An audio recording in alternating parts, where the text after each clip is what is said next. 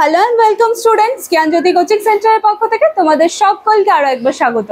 আমি ইয়াসমিন, আমি তোমাদের ইউনিভার্সিটির আন্ডারে এডুকেশন সাবজেক্ট নিয়ে তোমাদেরকে পড়ানোর গাইড করার চেষ্টা করছি এবং আশা করছি অল্প কিছু হলেও তোমরা কিন্তু আমার থেকে শিখতে, জানতে, বুঝতে পারছো। তোমাদের এবছরের সেকেন্ড সেমিস্টারে যে সমস্ত সিলেবাস তোমাদেরকে প্রোভাইড করা হয়েছে তার প্রত্যেকটি টপিক কিন্তু যতটা সহজ ভাষায় সম্ভব হয় আমার ভিডিওগুলো কিন্তু সেভাবেই তৈরি করে তোমাদের সামনে নিয়ে আসার আমি চেষ্টা করি এবং আশা করছি ক্যামেরার ওপাশ থেকে যারা দেখছো তারাও ভিডিওগুলোকে ততটা সুন্দরভাবে ইজিলি ভাবে তোমরা একসেপ্ট করছো বা গ্রহণ করছো।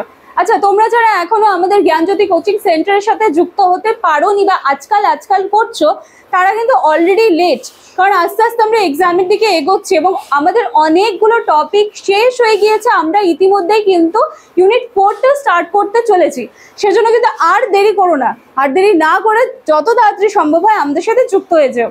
আচ্ছা, এবার তোমরা বলবে যে যুক্ত হতে গেলে কি করতে হবে, কি করে যোগাযোগ করবো। দেখো, ছোট্ট একটা সলিউশন দিয়ে দিচ্ছি। কর্নারে এখানে দুটো নাম্বার রয়েছে, এই নাম্বার দুটি হলো আমাদের জ্ঞানজ্যোতি কোচিং সেন্টার হেল্পলাইন নাম্বার। এই দুটি নাম্বারের মধ্যে যে কোনো একটি নাম্বারে কল করে কিন্তু তোমরা অনায়াসে তোমাদের সাবজেক্টসগুলো নিয়ে আমাদের সাথে যুক্ত হয়ে যেতে পারো। আমাদের অনলাইন ক্লাস কিন্তু স্টার্ট হয়ে গিয়েছে এবং তোমাদের যেটা কোর্স ফি রয়েছে সেটা কিন্তু ভীষণ সামান্য রাখা হয়েছে, 999 টাকা, 999, এবং কোর্স ডিউরেশন রয়েছে কিন্তু 6 মান্থসের। ঠিক আছে, চলো আর কথা না বাড়িয়ে এবার ডাইরেক্ট টপিকে কিন্তু আজকে আমরা চলে আসি। এর আগের দিনে যে ক্লাসটা আমি শুরু করেছিলাম সেটা ছিল বাল্যকালীন বিকাশজনিত বৈশিষ্ট্য, যেটা 12 মার্কসের ছিল এবং সেটা নিয়েই কিন্তু আমাদের আলোচনার বিষয় চলছিল। এর আগের দিনে আমি দেহগত বিকাশ যেটা ছিল বা দৈহিক বিকাশ ছিল সেটা নিয়ে আলোচনা করিয়েছিলাম এবং আজকে আমি নিয়ে এসেছি ভাষাগত পরিবর্তন বা ভাষার দিকের কি কি বিকাশগুলো হচ্ছে সেগুলো। দেখো, এই ভাষাগত পরিবর্তনটার মধ্যে আবার কিন্তু 5 রকমের আছে, তার মানে প্রত্যেকটা বয়সের স্তরে স্তরে এই ভাষার যে পরিবর্তনটা হচ্ছে বা ভাষার যে বিকাশ হচ্ছে সেটা কিন্তু ডেভেলপ করছে। চলো কি একটুখানি দেখে নিচ্ছি।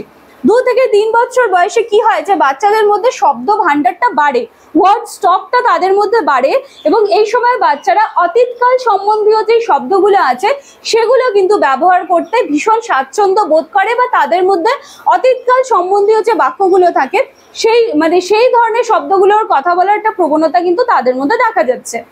এরপরে যখন তারা 3 থেকে 4 বছর বয়সে আসে তখন কি হচ্ছে, তারা 3-4টে শব্দ এরকম জুড়ে 3-4টে শব্দের সমন্বয়ে যুক্ত শব্দ বা যুক্ত বাক্য তৈরি করতে কিন্তু তারা স্বচ্ছন্দ বোধ করে। 2-3টা শব্দ এরকম গ্যাদার করছে একসাথে, সেটা দিয়ে একটা বাক্য বানানোর চেষ্টা করছে, এই ধরনের কিন্তু একটা প্রবণতা তাদের মধ্যে চলে আসে। এবারে 5 থেকে 6 বছর বয়সে দেখা যায় যে তাদের একটা হিউজ ওয়ার্ড স্টক হচ্ছে, প্রতিদিন তারা 22টির মতো শব্দ কিন্তু আয়ত্ত করতে সম্ভব হয় এবং এই যে 5 থেকে 6 বছর বয়সে যেখানে ওদের ওয়ার্ড স্টকটা হচ্ছে সেখানে দেখা যায় যে তারা 10,000-এর কাছাকাছি কিন্তু শব্দ নিজেদের মধ্যে আয়ত্ত করতে পারে এবং এর সাথে সাথে কি হয় যে তারা সরল বাক্য, জটিল বাক্য, এই বাক্যগুলো কিন্তু ব্যবহার করতে তারা আস্তে আস্তে শিখে যায়। এরপরে রয়েছে 6 থেকে 8 বছর বয়স। এই সময় কি হচ্ছে, তাদের যে ওয়ার্ড স্টক যেটা বললাম সেটা কিন্তু আরো দ্রুত গতিতে ডেভেলপ করতে থাকে 6 থেকে 8 বছর বয়সে এবং এই সময় দেখা যাচ্ছে যে ব্যাকরণ ব্যবহারের ক্ষমতা, কনভারসেশনের যে ক্ষমতাটা থাকে, কথোপকথনের যে ক্ষমতাটা, সেটা কিন্তু এই সময়টা দেখতে পাওয়া যায়। এরপর রয়েছে 9 থেকে 11 বছর বয়স। এই সময় দেখা যায় যে কোনো একটা শব্দ, সেটার সংজ্ঞা, সেটার বিপরীত, তারপর সেটার সমার্থক, হ্যাঁ, এই সমস্ত কিছুর দক্ষতা কিন্তু এই 9 থেকে 11 বছরের বাচ্চাদের মধ্যে চলে আসে। তাহলে এই হচ্ছে তোমাদের 12 মার্কসের যে কোশ্চেনটা নিয়ে আমি আলোচনা স্টার্ট করেছিলাম সেটার 2 নম্বর পয়েন্ট ভাষাগত পরিবর্তন।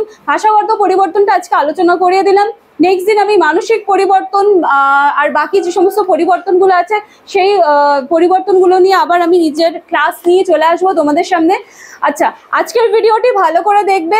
আজকের এই ভিডিও পর্যন্ত মনে করো যে প্রথম কেউ এসেছো, সে কিন্তু এসে এটা নাও বুঝতে পারো, সেজন্য কাইন্ডলি আবার আগের দিনের ভিডিওটা একটু দেখে আসবে, তাহলে আজকের টপিকটা ক্লিয়ার হয়ে যাবে। আজকের ভিডিও এটুকুই থাকছে। নেক্সট দিন আমি আবার এর বাকি যে বিকাশগুলো আছে বা পরিবর্তনগুলো আছে সেটা নিয়ে আবার তোমাদের সামনে চলে আসবো। চলো, আজকের ভিডিও এটুকুই থাকছে। ভালো লাগলে লাইক, কমেন্ট, শেয়ার, সাবস্ক্রাইবের আশা রাখলাম। Thank you.